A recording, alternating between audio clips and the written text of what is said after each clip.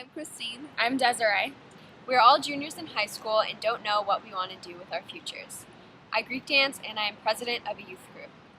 I am on 2 swim teams and highly involved in charity work. And I have been thinking about going into forensic psychology but want to expand my horizons. I'm very involved with my church youth group, and I am a member of the student body at my school, but I don't know what I want to do with my future. I hope this interview will inspire me to explore my options in the future in the workforce. We will be interviewing Duncan Rouleau. He is a cartoon artist as well as a writer. He attended the University of Illinois. He is part of the Man of Action collective of creators. He has been an anchor for several comics, including The Adventures of Superman, The New X-Men, and Teen Titans. Along with his comic book work, he also created Ben 10, a cartoon which airs on Cartoon Network. Besides cartooning, he has also worked on films as an actor, storyboard artist, and tattoo artist. Hi, Mr. Rouleau. This is Kristine Solomasian. I was wondering if you would be interested in helping me in a group project. It's called Road Trip Nation, and we're expanding other job opportunities in the workforce to help us in the future. And your job has fascinated me, and I was wondering if you would like to help. How would May 16th work for you? Okay, see you at 1:30. Bye. Thank you. Hi, I'm Christine. Hi, Christine. I'm Duncan. Hi, I'm Desiree. Hi, Desiree. I'm Duncan. Christina. Hi, Christina. Nice to meet you. Nice to meet you. Can you start off by telling us a little bit about yourself? An animator, an illustrator, and a writer. And also, in my background, also I've been a performer and actor. So, I think the best kind of description I would use is probably a liberal arts performance background. And how'd you get there? It was a very wild road. I went to school, or college, but I majored in English as well as theater, with a minor in art. My mother and my father were both art people. My dad was a graphic designer and my mom was an art teacher. So I grew up in it with an artistic background. So most of my training at home, I had a great deal of training at home. So when I went to school, I took courses that were not things that I had already probably learned from my parents. How did you decide what you wanted to do in college? How did you get to English? Well, I just think that that's a good backbone for any kind of liberal arts education, and that's what I wanted. To answer somebody's question earlier, I hadn't quite decided yet what I wanted to do. So I thought that a liberal arts education, I knew I wanted a college education, was probably the best step first. And as I moved along, then I could make some other decisions. And some of those had to do with opportunities that came towards me too, at different points in my life. So. Did you come across obstacles along the way?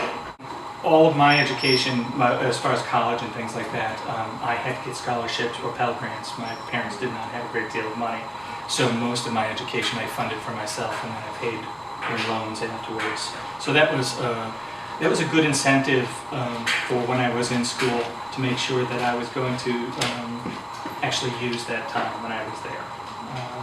So that I would say was an early obstacle, just financial. Then after that, the kind of career that I have, I created because there wasn't really what I do. There really wasn't a job that I could go in and get a job from a company at. I had to kind of create it.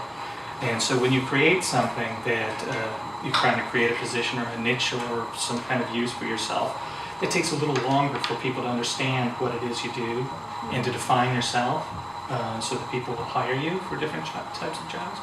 So that's a much longer type of road than, let's say, you get a law degree and you go to a bunch of different law firms and try and get a job as an intern and then maybe work your way up as eventually getting to be a partner.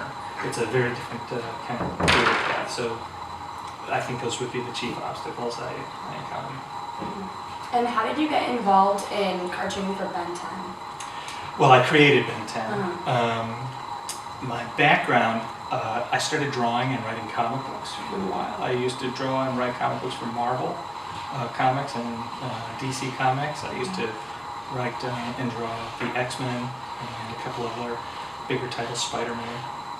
And Cartoon Network was looking for their own specific type of boys action superhero, an original thing, because they didn't so they were looking for partners a little much smaller than a big giant company like Marvel or DC.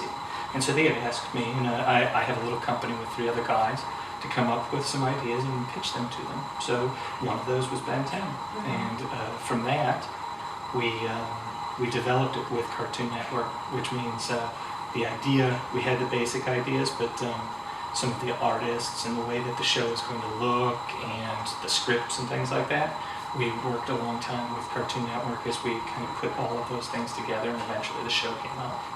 What are the pros and cons of what you do? Well, the pros, since I kind of have my own company and my own business, I get to make my own hours. But now the detractor is that I have to be much more disciplined as to creating a schedule. It's very different if somebody says you have to show up at work at 8:30 and then you get to get off at 5 and you get 2 weeks of vacation. You kind of know what your life is going to be like. You have a good idea of your schedule. When you create your own schedule, you have to make sure that you get a certain amount of time done every day. It's much like when you're doing homework, you really have to schedule it amongst your other things. And that can be quite difficult, especially when surprises come in the middle of the day. Even if a surprise comes in the middle of the day that you didn't count on, and it takes 2 or 3 hours out of your day, you still have to find somewhere to make those 2 or 3 hours up. And that can be in the middle of the night. So that is one of the big detractors, I would say. I've said I've never worked for a meaner, tougher boss than myself. Do you have any regrets along the way, or do you think you picked the right path overall? It's always a difficult question. I mean, honestly, all of the things that you do and all of the place that you are right now, if you were to go back and change it, then you'd be in a different place. And I'm in a pretty good place, so I don't think, I have regrets, sure. I don't know anybody who doesn't. Yeah. But honestly, I don't think I would change anything too drastic. If I had one thing about school, and I constantly tell my own kids this, is, it's a great time. You don't have believe it or not, you don't have as many pressures, and I'm sure you all heard this before. But it is a great time. It's a great time to do a little bit of exploring and finding out exactly what you want, and use that time great, because eventually when you do have to have a job and make sure that you're paying bills and all that, that time to figure it out gets shorter and smaller. You still can do it. It just gets harder. So that's all. That would be the one thing that I wish I did a little earlier. I could be where I am now sooner than I was. So. Do you have any other advice for juniors in high school who are just about to go to college and getting into a career path?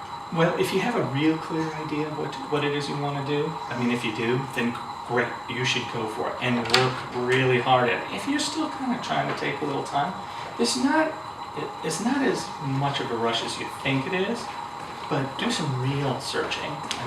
Do really try out certain classes. There are, once again, getting into specifics. If you want to get into becoming a lawyer or an engineer specifically, those jobs, those types of jobs, that very specific training, very specific for school. If you wanted to craft your own kind of career, if you had an idea that you don't quite see where it is out there, so you can spend a little time finding the bits and pieces at school that can help you move that along. It takes some real time in looking at that stuff. Don't let it just come to you. Take a little time and go out and look and check it out. That would be my biggest advice. Thank you so much. Yeah. Thank you.